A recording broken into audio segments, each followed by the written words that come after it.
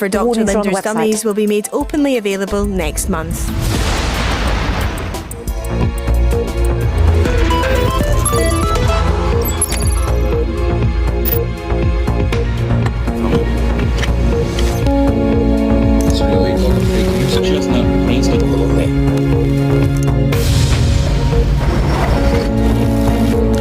That's the BBC. How soon do you think it could be before there is real fighting here? It's awful. They couldn't come with you. How do you sit across the table to try to stop the war? 5, 4.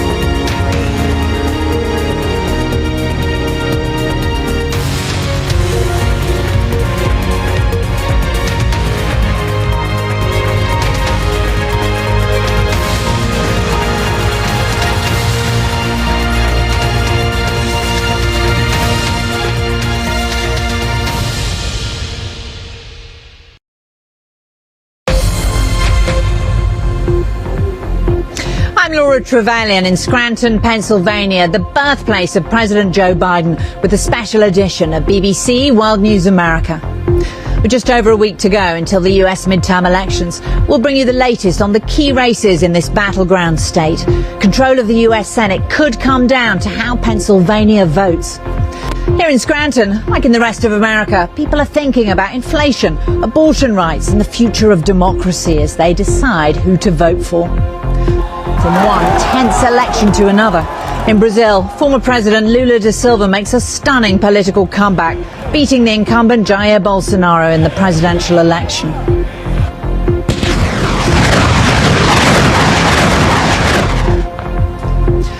And as Ukraine's counter-offensive continues, Russian forces step up their attacks on Ukrainian power plants. We have a special report from the front line. Look at it.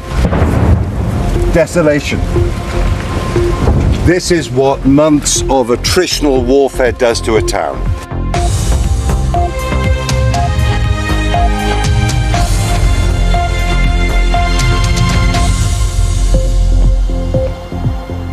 Welcome to World News America on PBS and around the globe. We're here in Scranton, Pennsylvania, the birthplace of President Joe Biden.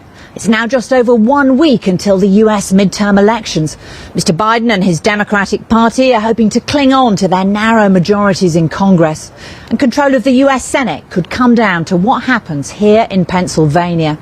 Later in the week, former President Donald Trump will campaign here for candidates he's endorsed. Presidents Obama and Biden will be holding rallies here in the days ahead, as the last 3 American presidents descend upon this state to make their case to voters.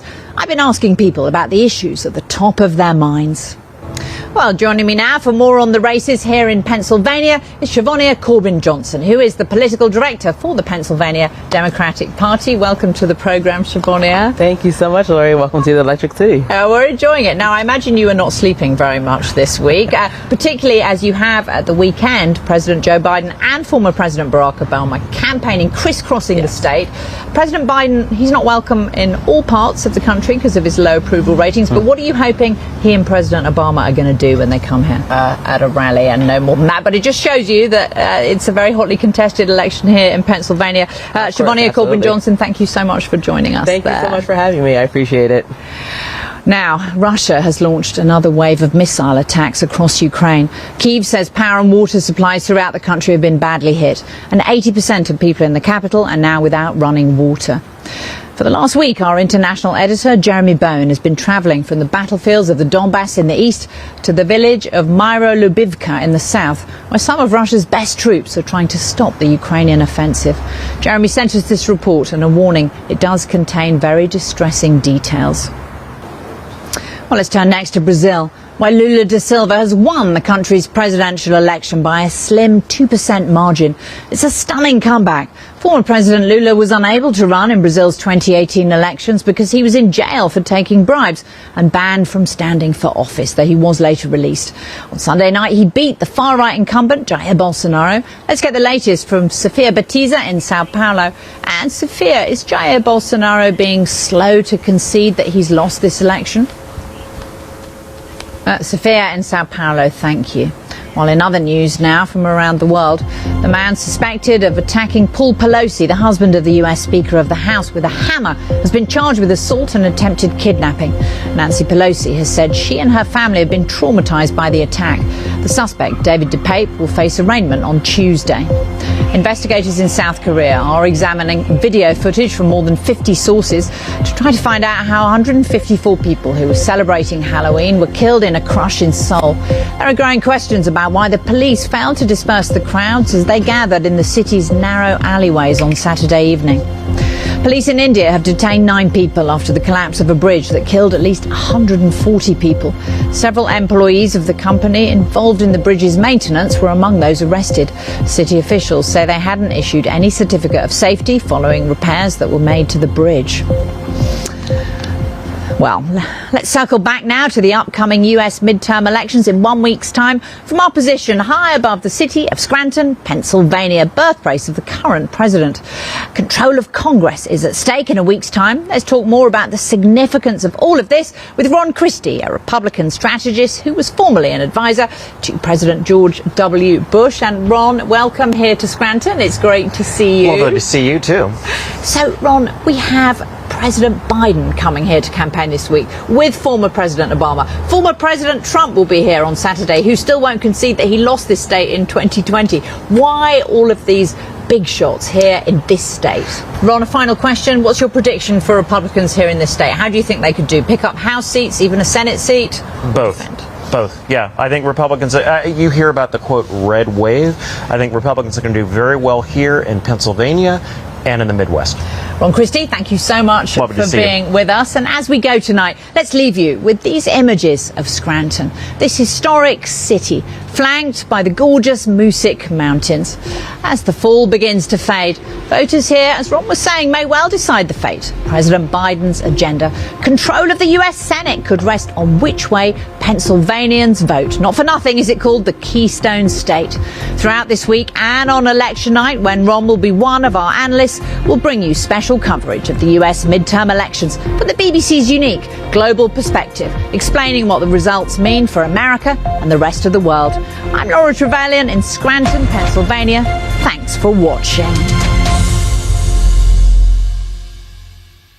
Hello there. Let's take a look at the latest weather forecast. Good evening. It's been another mild day. And on Monday, we were watching this area of high pressure pull away towards the east, allowing low pressure to move in.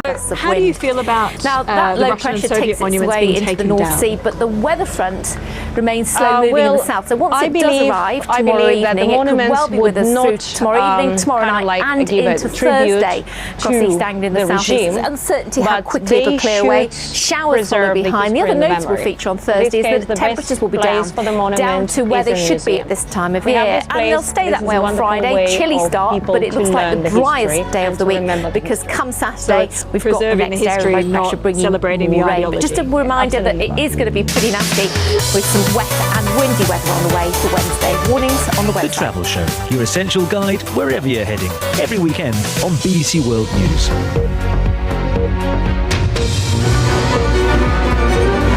I love the pressure of being live. I feel like we're doing a job that matters. You're live with Lucy Hawkins on BBC World News.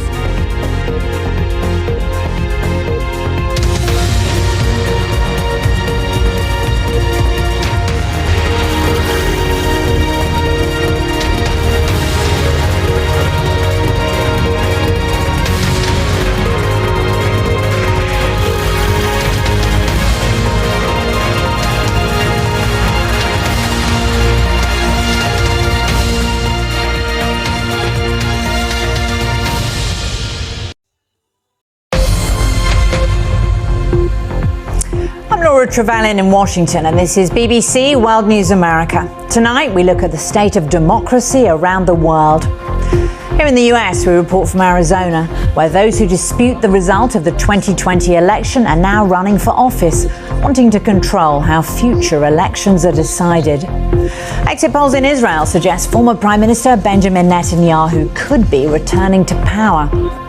Brazil's outgoing president, Jair Bolsonaro, says he will abide by the constitution, but doesn't explicitly concede that he lost the election. And And we'll take a special look at the messaging Republicans and Democrats are using to mobilise voters here in the United States.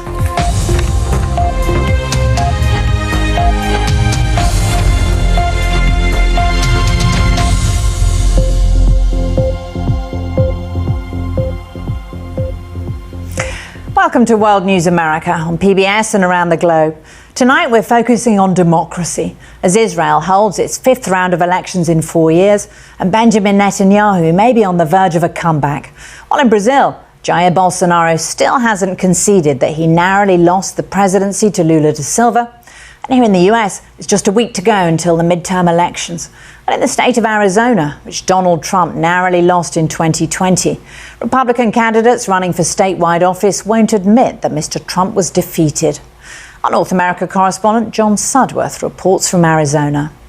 And I was in Pennsylvania last night, where there are also Republicans running for statewide office who say the 2020 election was stolen. While a lot of election disinformation spreads online, and as the midterms approach, our specialist disinformation correspondent, Mariana Spring, has been investigating what US voters are seeing via their social media feeds. She told me all about it. Mariana, you've been investigating the kind of misinformation that US voters are seeing. What is the chief conspiracy theory that's circulating online as the midterm elections are just a week away? Mariana Spring, who's coming here to the US to join our midterm coverage, thank you so much. Thanks for having me. Well, our next election is in Israel, where polls have closed in the country's fifth general election in 4 years. And early exit polls are suggesting that former Prime Minister Benjamin Netanyahu's right-wing bloc could have a majority in Israel's parliament and form the next government.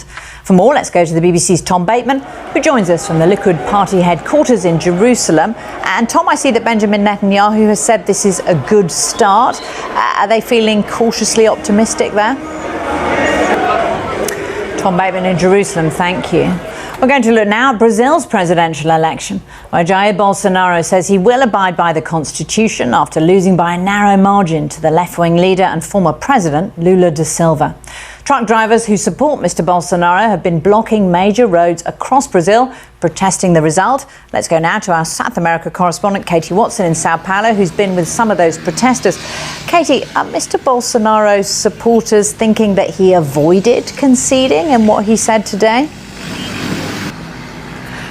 Katie Watson in Sao Paulo, thank you. In other news now, rap fans and musicians have been paying tribute to the hip-hop star Takeoff, who's been shot dead at a bowling alley in Houston, Texas. The musician, whose real name was Kirsnick Kari Ball, was part of the successful group Migos. Takeoff was at a party when he was shot. The Indian Prime Minister Narendra Modi went to the western state of Gujarat today, where more than 140 people died after a bridge collapsed on Sunday. Divers are continuing to search the river for more victims, but officials say most of those who were on the bridge are now accounted for.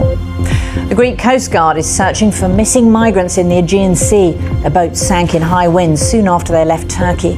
9 survivors have been rescued, but about 60 migrants are still believed to be missing. Here in the United States, the number of migrants crossing the southern border is an issue in the midterm elections. It's a concern in Europe too, and in North Africa. Let's look at what's happening in the Spanish enclave of Melilla, which is next to Morocco. In June, around 2,000 mostly Sudanese nationals tried to enter Melilla, and at least 24 people died. Moroccan officials blamed the deaths on a crowd surge, but a BBC Africa Eye investigation has now gathered new evidence from video and survivor testimony about what actually happened. Courtney Bembridge has this report and a warning there are distressing images from the outset. Let's return to our focus tonight on elections around the world and look at campaigning here in the United States.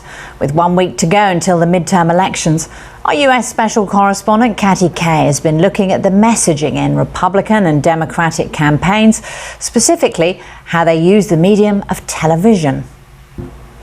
And in a week, we certainly will see what impact all of that messaging has had. And before we go tonight, we'll leave you with a Halloween extravaganza.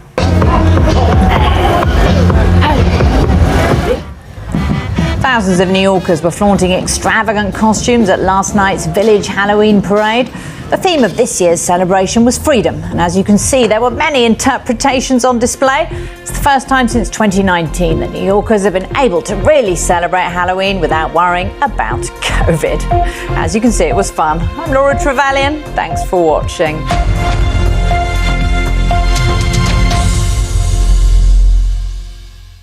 Hello there. We've had a change in weather patterns over recent days across Europe. It has been a mild October, we know, but it's low also pressure systems been reaching around 10 to 14 Celsius north to south. I would like to think that we can see a new range of leadership traits being modelled where kindness isn't seen as weakness. The way to counter Russia is through strength. When big names talk, they talk to the BBC.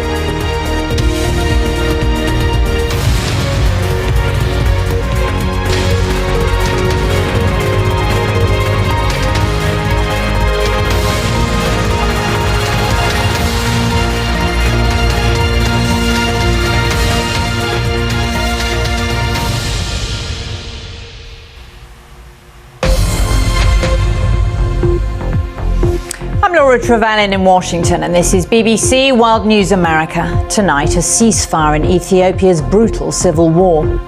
The agreement should mean humanitarian aid can reach millions of people in the Tigray region who are on the brink of starvation. We'll be asking if the truce can last. Tensions rise on the Korean Peninsula as North and South fire missiles across their disputed maritime border. A comeback for Benjamin Netanyahu in Israel. He's on course for an unprecedented sixth term in office, but the price of power is a coalition with the religious far right. And as the war against Ukraine continues, we have a special report from Russia, where memories of the dark days of Stalin's repression are still raw. Under Joseph Stalin, Soviet citizens who fell foul of the authorities were often labelled enemies of the people. After invading Ukraine, Vladimir Putin vowed to cleanse Russia of what he called traitors, scum, and the fifth column.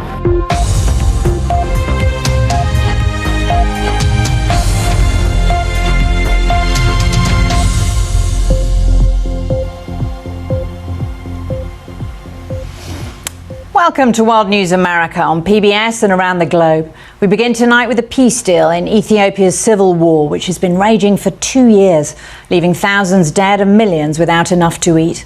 A surprise ceasefire has been reached at the peace talks between the Ethiopian government and the Tigrayan rebels. Millions of people are in urgent need of aid as a result of the fighting in Tigray, which has intensified since late August. Mediators say the two sides have agreed to a disarmament plan and for humanitarian aid to be delivered without any restrictions. The full scale of the humanitarian crisis is still unfolding. Here's a clip we first showed you 2 weeks ago of Hussein Mohammed reporting from a hospital in Tigray, and a warning: these images are distressing. Well, that was Hussein Mohammed of the BBC's Africa Eye team reporting from Tigray.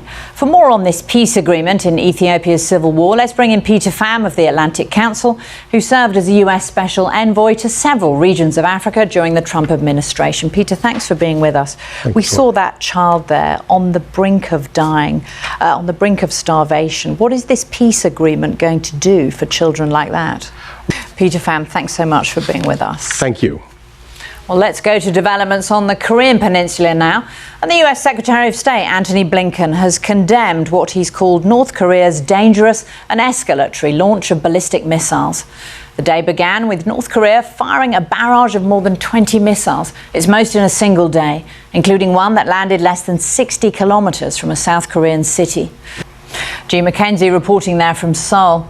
In Israel, the former Prime Minister Benjamin Netanyahu is on the brink of a dramatic comeback. With 86% of the vote counted, he's on course to win a narrow majority in Parliament with the help of the far right. Mr. Netanyahu's coalition will be dependent on the support of the ultra-nationalist Religious Zionism Party. Here's Yolande Nell.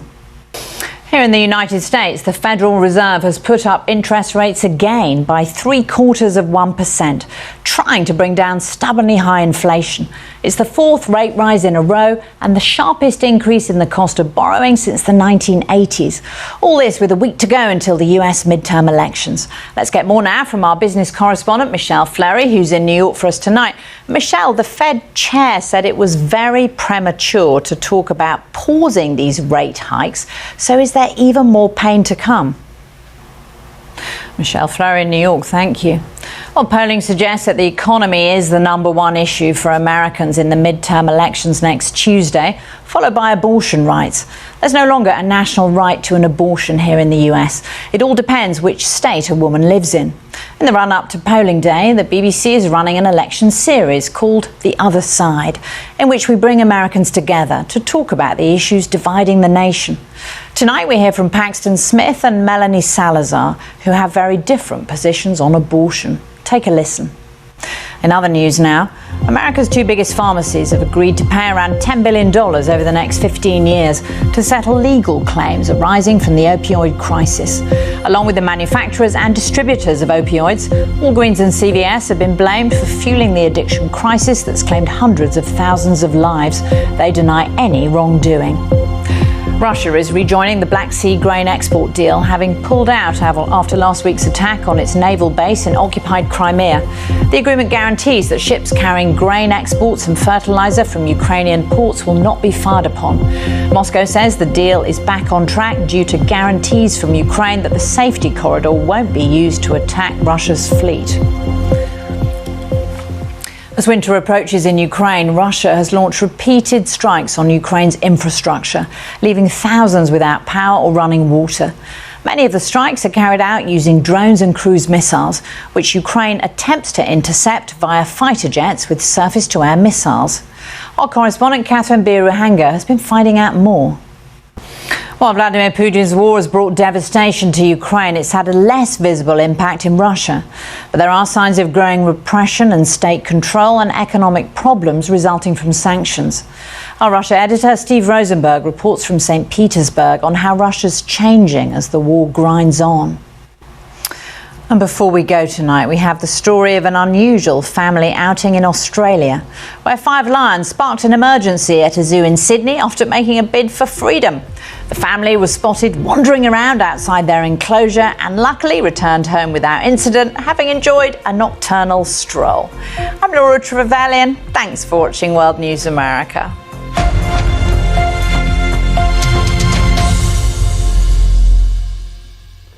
Well, for all those parts of Europe that have had well above average temperatures, who's for some rain? Well, there's some on the way. Let's take a look at the weather for the week ahead. And on Wednesday, we saw a lot of clouds. This is the extraordinary story of climate change. Vaccines, Europe, the Taliban, Ukraine. Symbolically, it's very important. Let's take this stage by stage. Here's the BBC Stephen McDonald in Beijing. The West has stepped up sanctions against Russia. Let's look at some of the international reaction. Tell us what you've been hearing. In practical terms, what does that mean? Next, we have to step back and let's just remind ourselves this is all part of the same story. Piece the story together with Roz Atkins. Outside Source, tonight at 7 on the BBC News Channel.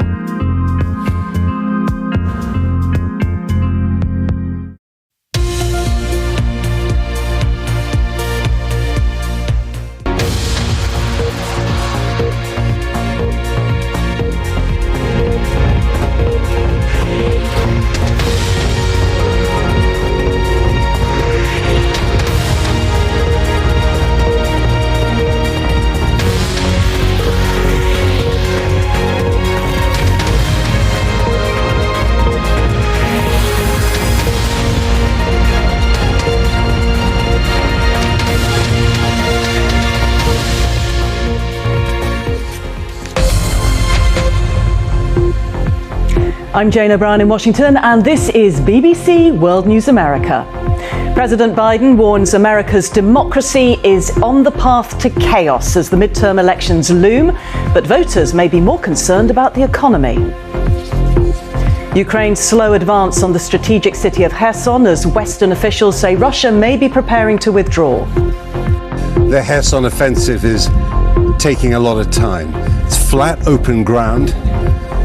They're under the Russian guns.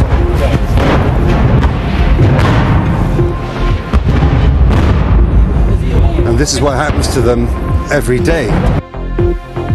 COVID lockdowns continue to hit Chinese industry, and the impact is felt around the world.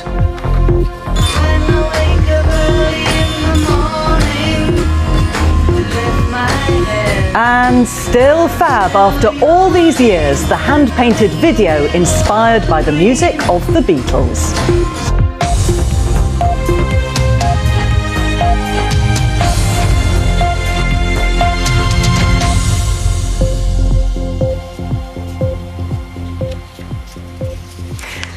Welcome to World News America on PBS and around the globe. With just 5 days to go to the US midterms, candidates from both parties are using every chance to make their final arguments to voters.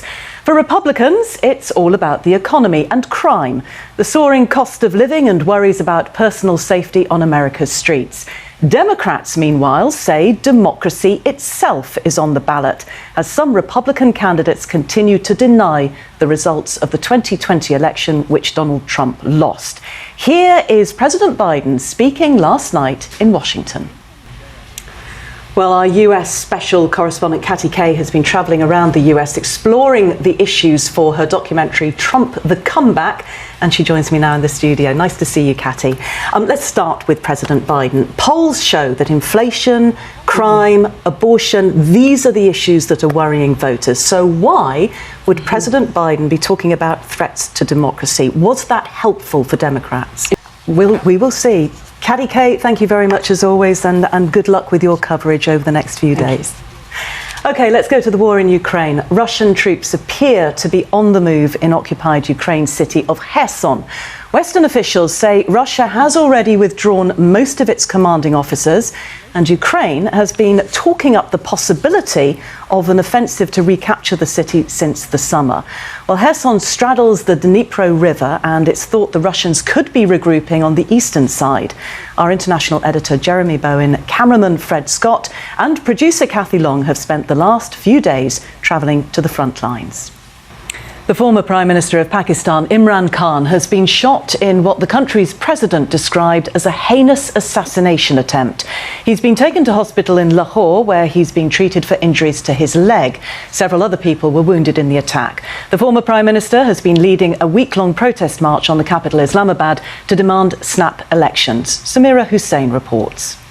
OK, let's have a quick look at some of the day's other news now. And the UN says a third of the world's most famous glaciers will be gone within 3 decades because of global warming. And that's even if targets for cutting carbon emissions are met. Spectacular glaciers at sites such as Kilimanjaro in Tanzania, Yosemite in the United States, and the Dolomites in Italy are among those that will vanish. Israel's Electoral Commission has confirmed that the former Prime Minister Benjamin Netanyahu and his allies have secured a majority in parliament following Tuesday's elections. His winning coalition with far-right Religious Zionism Party, which espouses racist anti-Arab policies, has raised concern among Israel's allies. Now, this week, China put more than 500,000 people into COVID lockdown in the city of Zhengzhou, home to the world's largest factory for iPhones. China continues to enforce a strict zero COVID policy, but as it battles outbreaks in more than 50 cities, the policy is putting pressure on its people and its economy. Ros Atkins reports. And that's Ros Atkins with that report. Now, our correspondent John Sudworth has spent years reporting in China. Well, he joins me from New York to discuss China's impact on the world and its relations with the US. John, is Xi's authoritarian approach to COVID and other issues making China stronger or weaker when it comes to the possibility of a global recession? John, we're going to have to leave it there. John Sudworth joining me from New York. Thank you very much. And of course, you can find John's piece on China. Can the US live in Xi Jinping's world on the BBC's website? Now, it's been more than 50 years since the Beatles called it quits, but the remaining members of the Fab Four have just released a new version of their acclaimed album, Revolver. Accompanying it has been a series of music videos, and the latest is a little work of art, as the BBC's Tim Allman explains. That is so cool, and just proof that the Beatles never really grow old. And you can find all our stories on our website, and do check us out on Twitter. I'm Jane O'Brien. Thanks very much for watching BBC World News America.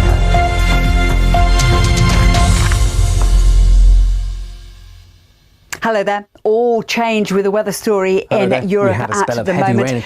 It's almost like the change of month. We had a change of themes. I think this will enhance traditional lifeguarding. So I think we'll still absolutely need the lifeguards, but this technology will allow them to maybe do their job better because they have more visibility and they can get to places quicker. With midterm elections approaching, the American people prepare to make their voices heard on everything from inflation to crime and relations with Russia and the war in Ukraine. We travel the country, talking to voters about where they stand on the big issues. And we'll break down the impact of the upcoming elections on the US and the rest of the world.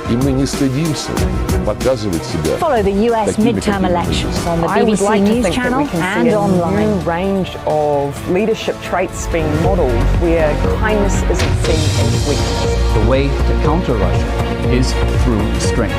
When big names talk, they talk to the BBC.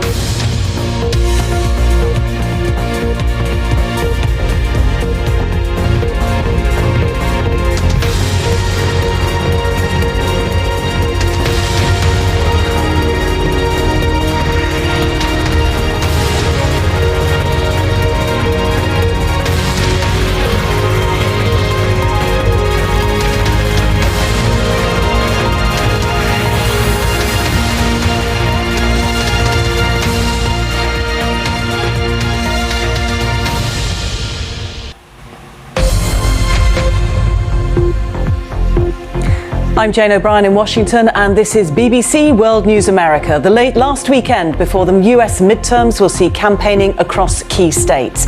Ahead of Tuesday's vote, we have a special report on the Christian right, a growing force in US politics. Twitter's new boss, Elon Musk, fires thousands of staff via email in a bid to cut costs. Imran Khan says he knew about a plot to kill him after Pakistan's former Prime Minister was shot during a protest march. And 100 years on from its discovery, Tutankhamun's 3,000-year-old tomb continues to fascinate.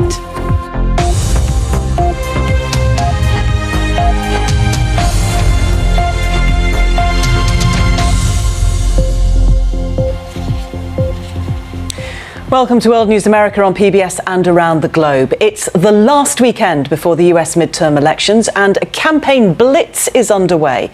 Control of the Senate and the House of Representatives hangs in the balance. President Joe Biden has warned that Donald Trump's refusal to recognize his 2020 election defeat is threatening America's democracy. But a growing number of pro-Trump pastors on the Christian right are urging voters to take back the country for God, a move that critics say is challenging America's commitment to the separation of church and state. Barbara Pletusher reports. And Barbara Pletusher joins me now in the studio for more. Barbara, I suppose the big question is, how much impact could these groups have on the midterm elections? Barbara Pletusher, fascinating stuff. Thank you very much. Well, the BBC will be broadcasting a midterm election special on Tuesday, hosted by Caddy Kay and Christian Fraser. They are out on the campaign trail in the days running up to the election, and I caught up with them in a field in Virginia. Catty and Christian, it's lovely to see you both. You both look very hale and healthy and fresh-faced standing in that field. Catty, why are you there? Christian, Catty, thank you very much. Have fun in the countryside. Go and toss some hay bales or whatever it is you're going to do next. And good luck with the rest of your coverage. Yeah, pitchforks.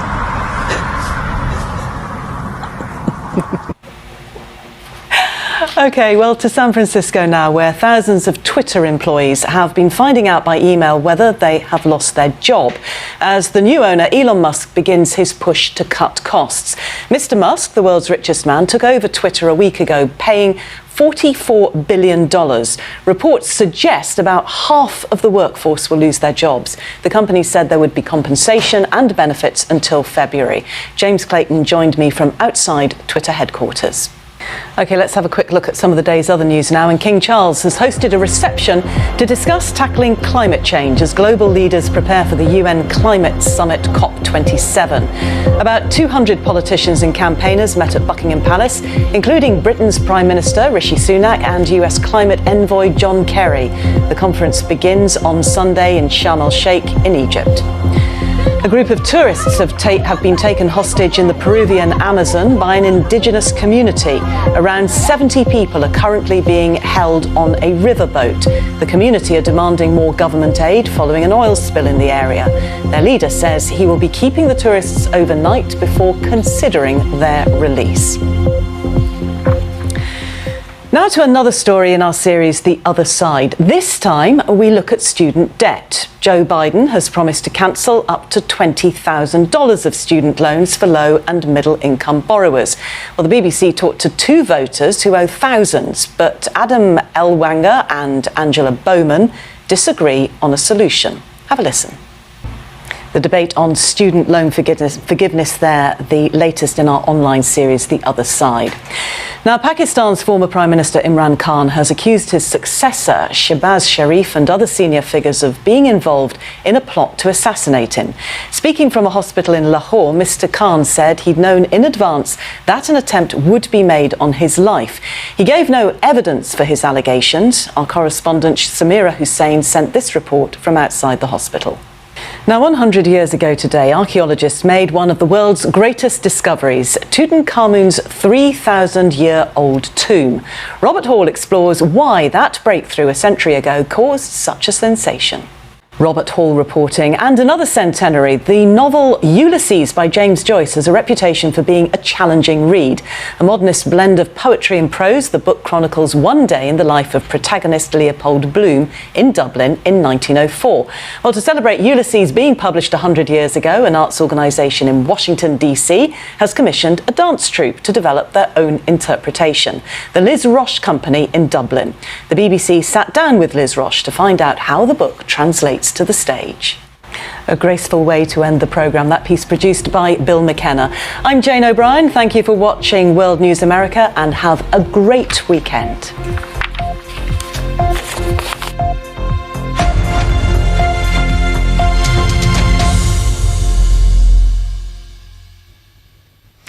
Hello. Let's see how the weather's looking across Europe this weekend. Largely dry and sunny after a chilly start. You can see a weather system sweeping across on a chilly note for eastern western parts of the UK of ahead Europe, of moving this into weather front central here. areas, Scandinavia.